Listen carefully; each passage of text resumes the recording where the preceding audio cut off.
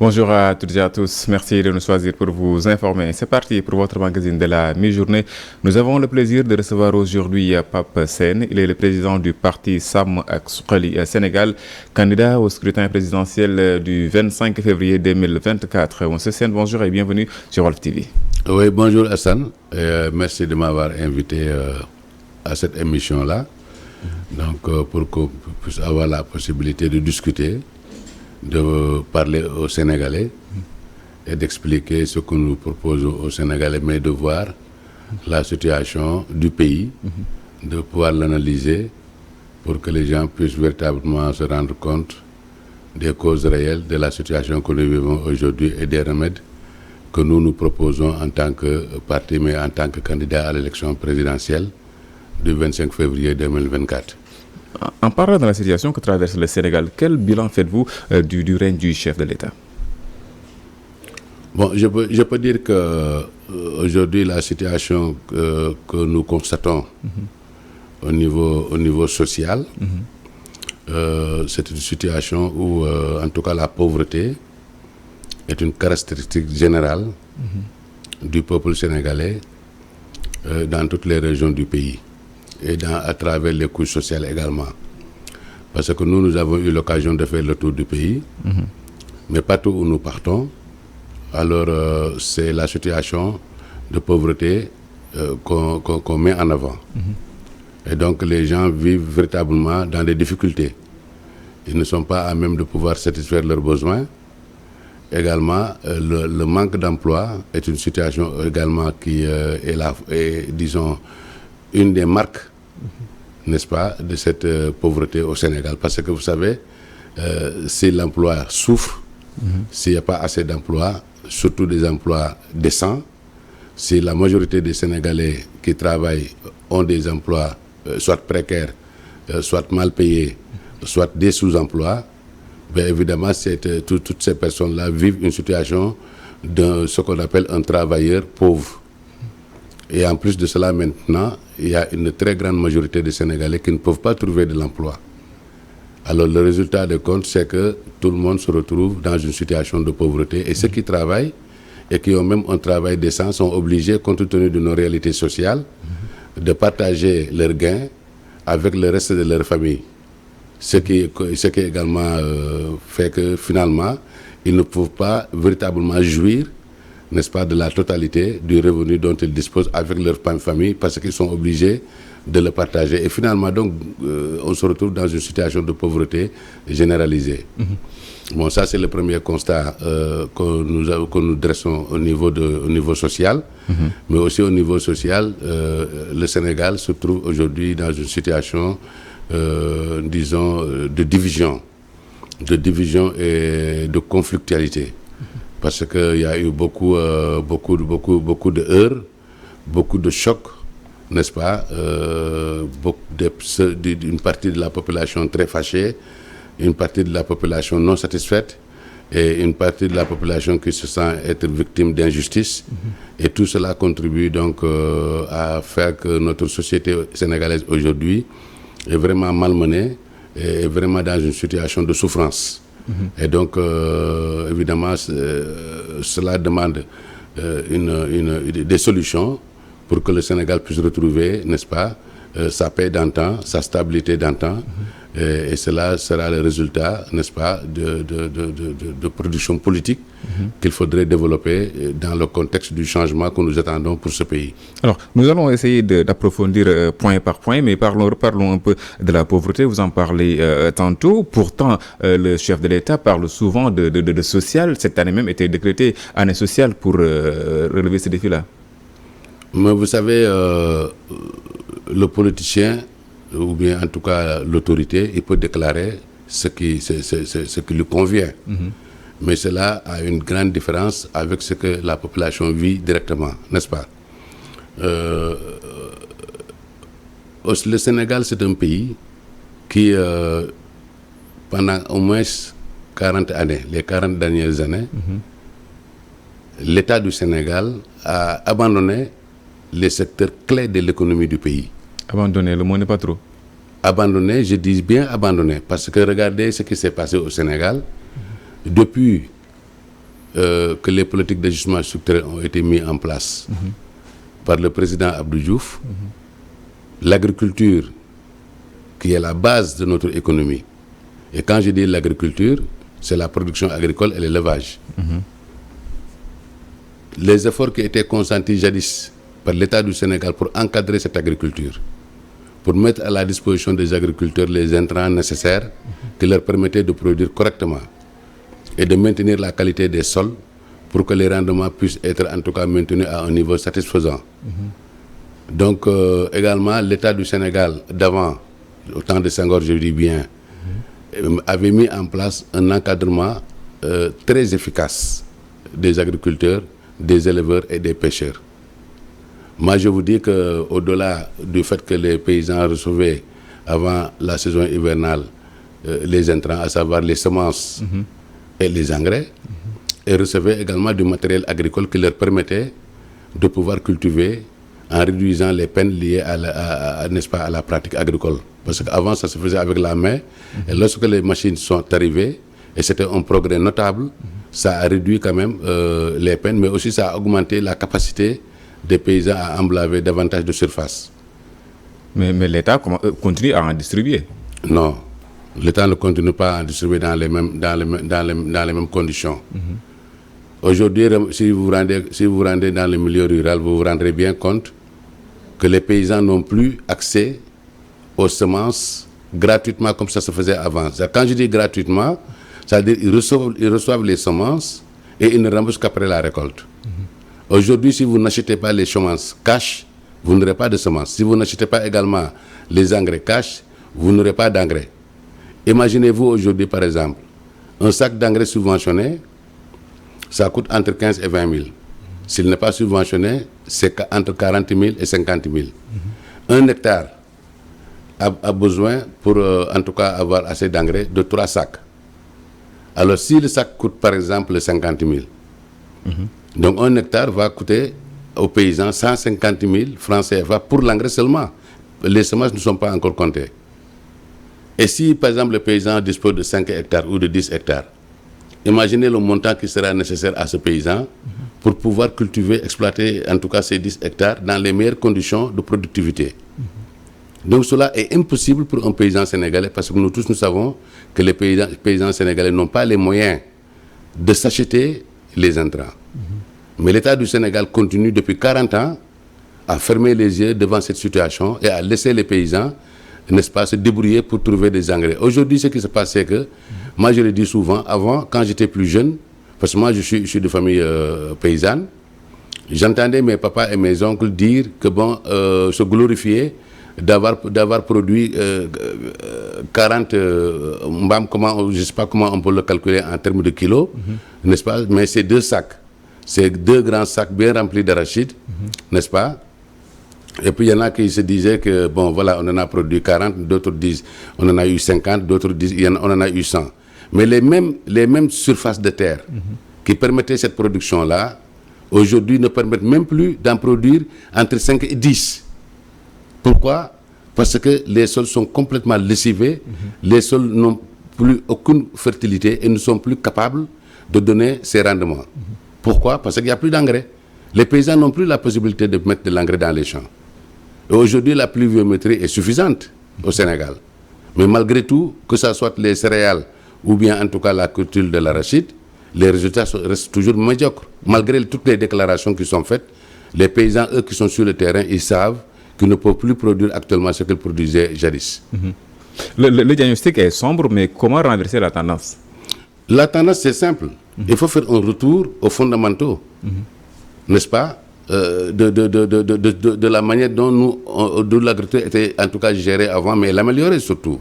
Parce que le monde a évolué. Le Sénégal aussi a évolué. La population du Sénégal, au moment où les politiques d'ajustement structurel étaient mises en place, le Sénégal avait environ au maximum 4 millions de personnes. Aujourd'hui, nous sommes à 18 millions de personnes.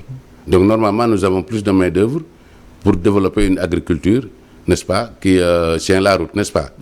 Alors, ce qui s'est passé, c'est que comme il n'y a plus aucune aide, aucun soutien, aucun encadrement, n'est-ce pas, donner en tout cas aux agriculteurs, les jeunes qui sont nés, n'est-ce pas, dans ces zones agricoles, ils ont quitté les villages, donc c'est l'exode rural, ils sont partis dans les villes pour faire du tâcheronat en général. Et peu d'entre eux trouvent véritablement, n'est-ce pas, un travail décent, comme je l'ai dit tout à l'heure.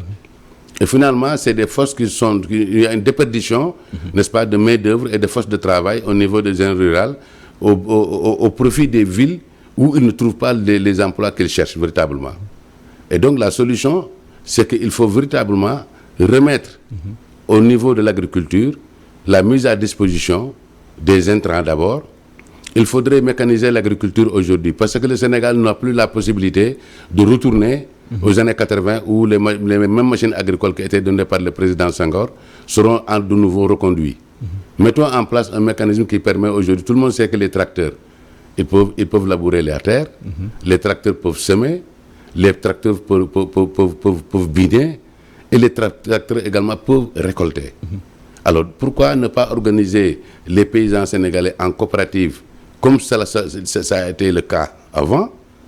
Et ces coopératives-là, on peut savoir exactement les surfaces qu'ils exploitent et le nombre de tracteurs qu'il faut pour cultiver à temps et en heure, n'est-ce pas? S'il s'agit de labourer, s'il s'agit de semer, s'il s'agit de récolter, n'est-ce pas? Que le travail puisse se faire dans un cadre, en tout cas, coopératif. Et d'ailleurs, ces coopératives-là, un tracteur qui fonctionne, le bénéficiaire, il paye un montant. Mais ce montant-là va servir à amortir, à maintenir en tout cas la machine, à acheter le carburant, mais aussi à enrichir la coopérative en tant que telle. Et peut-être à pouvoir mettre cet argent-là pour d'autres besoins du paysan de façon à pouvoir augmenter les rendements, mais également à alléger le travail, n'est-ce pas, de l'agriculture au niveau du paysan. Mais aussi, il ne faut pas s'arrêter là, il faut effectivement savoir que le Sénégal est un pays qui a 2 saisons, saison sèche et saison hivernale. Mais donc, nous ne pouvons pas aujourd'hui continuer à pratiquer une agriculture de saison des pluies uniquement. Il faudrait que le Sénégal développe des politiques de maîtrise de l'eau qui puissent permettre aux paysans sénégalais de cultiver pendant la saison des pluies et de pratiquer des cultures hors saison. Et de cette façon-là, donc, le paysan aura la possibilité de produire beaucoup plus, mais de diversifier également sa production. Et après maintenant la production primaire, il faudrait mettre en place tout un système, n'est-ce pas, d'industrialisation pour permettre de transformer tout ce qui est produit au niveau d'industries qui vont générer des emplois aussi. Et ces industries-là doivent être installées dans les zones rurales et pas amenées dans les villes comme Dakar parce que Dakar ne cultive pas. Il faut installer les usines là où les gens produisent pour éviter justement les frais de transport, de manutention et tout ce qui s'ensuit. Vous avez parlé tout de suite d'emploi. Si le tissu social est en déliquescence, c'est parce que la question de l'emploi n'est pas réglée. Vous nous parlez de l'agriculture qui peut être une partie de la solution. Qu'est-ce qu'il faudrait faire pour aussi permettre à tous ces jeunes qui aujourd'hui n'hésitent pas à braver le danger pour aller trouver l'emploi ailleurs? Mais regardez ce que je viens d'expliquer. Si aujourd'hui au niveau de l'agriculture, les moyens sont mis en place, beaucoup de jeunes seront motivés pour aller cultiver et produire, n'est-ce pas? Mais également si les industries sont mises en place pour transformer, n'est-ce pas, tout ce qui est produit au niveau agricole, mais aussi au niveau de l'élevage. Mais les jeunes également seront enclins à aller travailler dans ces industries-là parce que c'est des emplois salariés qui seront mis à la disposition de la population. Donc, je ne pense pas que les jeunes veuillent rester à Dakar ou dans les villes, n'est-ce pas, à ne rien faire, au moment où il y a des industries qui sont dans les zones rurales et qui recrutent du personnel, où ils peuvent avoir du travail décent. Donc, fondamentalement, cela va d'ailleurs faire que l'exode rural qu'on avait connu par avant, nous allons connaître le phénomène inverse. Parce que les jeunes Sénégalais, ils veulent travailler, mais ils veulent du travail qui est correct. Du travail qui leur permet de vivre correctement et dans la dignité. Donc si aujourd'hui on leur demande d'aller dans les zones rurales pour avoir un bon travail, mais ils vont retourner pour aller travailler et ça va leur coûter moins cher d'habiter en zone rurale et de travailler, avoir un poste salarié que d'habiter à Dakar et faire des distances et vivre un loyer très cher et tout ce qu'on connaît de la ville de Dakar, n'est-ce pas? Donc je pense que pour résoudre le problème de l'emploi, il faut développer d'abord la chaîne de valeur de l'agriculture, de la production agricole. Il faut développer la chaîne de valeur de l'élevage, parce que l'élevage, aujourd'hui, nous apprenons que le lait est versé dans le Jolof. et dans le Fouta. Pourquoi? Parce qu'il n'y a pas d'industrie de transformation du lait qui puisse produire des produits laitiers. Et nous savons que les produits laitiers, il y a une gamme très variée de produits laitiers. Et chacune de ces gammes-là est produite par un type d'industrie. Donc imaginez-vous si ces industries-là étaient mises en place, il serait possible même de renforcer l'activité de l'agriculteur qui va pouvoir coupler l'agriculture et l'élevage selon des formes. Parce qu'il y a des vaches aujourd'hui qu'on amène au Sénégal en provenance du Brésil ou bien de l'Inde. Mais c'est des vaches qui produisent une vingtaine de litres par jour. Imaginez-vous un paysan qui a 20 vaches ou bien 10 vaches seulement. Et que tous les jours, avec les 10 vaches, chaque vache produit 20 litres. Mais ça fait 200 litres. Mais il faut qu'il y ait des industries qui achètent ce lait-là quotidiennement pour transformer soit en lait UHT, n'est-ce pas, en lait frais, ou bien en yaourt, ou bien en faire du fromage, ou bien du beurre, tout ce que nous consommons ici au Sénégal, mais qui est importé. Et pour cela, il nous faut un secteur privé assez fort, ce qu'on n'a pas encore. Mais le secteur privé au Sénégal, justement, quand on dit développer la chaîne de valeur, cela veut dire développer le secteur privé. Et pour développer le secteur privé, il faut réformer notre système, financier. Le système financier qui est ici au Sénégal et partout d'ailleurs en Afrique, c'est un système financier qui a été mis en place pour empêcher le financement de l'économie et du développement. Comment ça? Mais parce que simplement, regardez ce qui se passe dans les pays qui se développent. Le coût, déjà, les entreprises locales, ils ont accès au crédit, ça c'est une première chose. Deuxièmement, les taux d'intérêt de ces banques-là sont des taux qui sont très bas. Venez en Afrique, les taux d'intérêt sont excessifs, aussi bien au niveau des banques, et ils ont créé en plus ce qu'on appelle des banques de microfinance, où les taux d'intérêt sont usuriers. La réalité, c'est ça. Lorsque tu donnes un crédit à quelqu'un et tu lui demandes de te rembourser 17% ou 20% ou plus, mais ça, d'ailleurs, la rentabilité acceptable d'une entreprise tourne autour de 20-25%. En deçà, l'entreprise n'est plus rentable. Alors, si vous remboursez un crédit avec 20% ou avec 17%, il vous reste 3%. Avec 20%, vous n'avez plus rien du tout. Vous vous rendez compte? Donc, c'est pourquoi le système financier doit être réformé. Le système financier doit être changé. L'État doit mettre en place des mécanismes qui permettent aux acteurs économiques, que ce soit des producteurs agricoles, des éleveurs ou bien des industriels, l'État doit mettre en place un mécanisme qui permette à ces producteurs d'avoir un accès au crédit. Et ça existe dans tous les pays qui se développent. Mais chez nous, il n'y a aucun effort qui est fait pour permettre le développement justement. Parce qu'on n'a pas encore parlé de la pêche. La pêche connaît le même problème. Et c'est plus grave dans la pêche aussi parce qu'ils ont vendu complètement la mer en permettant à des bateaux, de grands bateaux étrangers, européens, chinois, japonais, coréens, de venir exploiter nos eaux au point que nos pêcheurs traditionnels ne peuvent même plus sortir un poisson dans la mer. Nous allons revenir un peu sur la pêche, mais parlant des financements, l'État a mis en place beaucoup disons, d'institutions pour financer aussi bien les particuliers que les entreprises.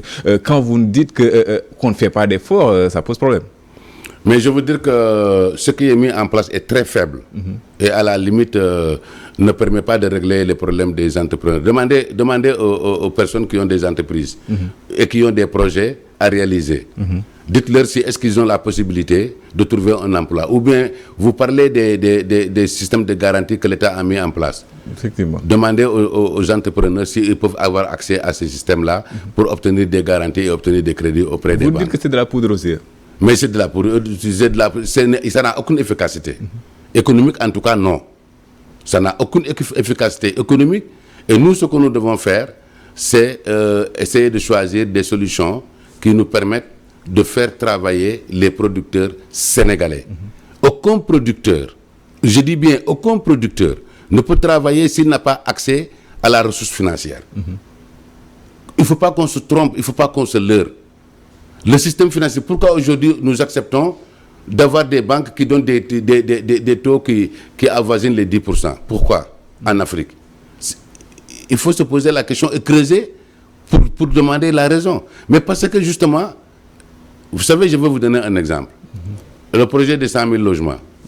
C'est un projet qui a été initié par le gouvernement actuel, combien de logements ont été réalisés? Un tout petit peu. Sur les 100 000 qui étaient prévus, je me demande s'il y a même 1000 logements qui ont été... Ils n'ont même pas réalisé 1000 logements en vérité. Mais pourquoi ça n'a pas été fait? Mais parce que un logement social, c'est un logement subventionné. Mais est-ce que l'État a fourni la subvention nécessaire?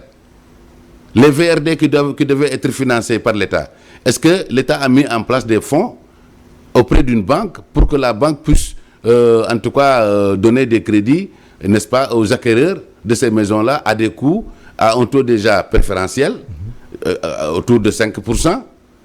Ou bien, en tout cas, est-ce qu'au niveau des VRD que l'État devait financer, mais est-ce que l'État a sorti l'argent pour financer ces VRD-là? C'est valable partout. Dans tous les secteurs. C'est-à-dire que tant que l'État du Sénégal ne s'organise pas pour encadrer la finance, pour soutenir la finance en mettant en place des mécanismes qui permettent aux acteurs économiques d'utiliser en tout cas ces produits que l'État mettra en place pour avoir un accès au crédit, et il n'y aura pas de solution. Mais également, il faudrait que les risques qui font que les banques augmentent les taux d'intérêt, ces risques-là, ils doivent être maîtrisés et il faut que l'État se positionne par rapport auprès des producteurs pour que ces risques-là soient amoindris de façon à ce que les banques n'aient plus de raison, n'est-ce pas, à demander des taux d'intérêt qui sont très élevés et qui ne permettent pas de rentabiliser l'activité économique dans notre pays. Reparlons de la pêche, vous l'avez évoqué tantôt. On parle souvent de licences de pêche, on parle souvent de bateaux étrangers, mais le constat est que beaucoup de ces bateaux battent pavillon sénégalais. Est-ce que le problème n'est pas plus profond que ça?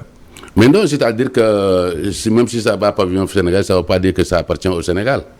Les entreprises étrangères qui viennent ici, c'est comme si on te dit, bon, si tu veux ouvrir une entreprise dans tel pays, ben, il faut que l'entreprise soit de droit de ce pays-là. Mais oui, si vous voulez créer une entreprise au Sénégal, vous devez ouvrir une société de droit sénégalais pour exercer au Sénégal. C'est la même chose. Le bateau chinois qui vient ou le bateau européen qui vient, vous croyez que c'est des bateaux qui appartiennent au Sénégal? D'ailleurs, le poisson qui est pêché, mais il ne vient même pas au Sénégal, il l'amène chez eux. Ah, mais oui, il l'amène chez eux. Ils sont en partenariat avec des Sénégalais, donc le problème est plus profond. C'est comme si ce sont les Sénégalais qui exploitent comme ça leurs ressources. Non, c'est l'État. Les Sénégalais, c'est juste des travailleurs. L'État est entièrement responsable de tout ce qui se fait dans le pays. Donc si aujourd'hui il y a des bateaux étrangers qui viennent et qui exploitent abusivement nos eaux et qui n'ont aucun respect sur les conditions, en tout cas écologiques et environnementales qu'ils devaient respecter et qui ne les respectent pas, qu'il n'y a aucun contrôle sur le travail qu'ils font, de gaspillage qu'ils font et de destruction de notre écosystème marin qu'ils font, ça c'est de la responsabilité de l'État. Parce que c'est l'État qui les autorise de pêcher, c'est l'État qui les donne des licences et c'est l'État qui faillit par rapport au contrôle qu'il fallait faire pour vérifier et pour contrôler la manière dont ces bateaux-là travaillent.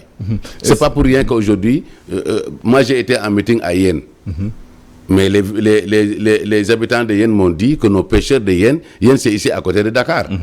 Eux, ils prennent leur pirogue pour aller pêcher dans les eaux de Gambie. Il est fréquent de voir des Sénégalais qui quittent le Sénégal pour aller pêcher dans les eaux mauritaniennes parce que les eaux sénégalaises n'ont plus de poissons. Où est passé le poisson sénégalais? Alors que le Sénégal est un pays, est l'un des pays qui a la plus grande faune, n'est-ce pas, marine, au niveau de la côte atlantique. Donc ça veut dire qu'il y a un gaspillage, une destruction de nos ressources, n'est-ce pas, halieutiques, qui aujourd'hui est, je peux dire, est orchestrée par l'État du Sénégal.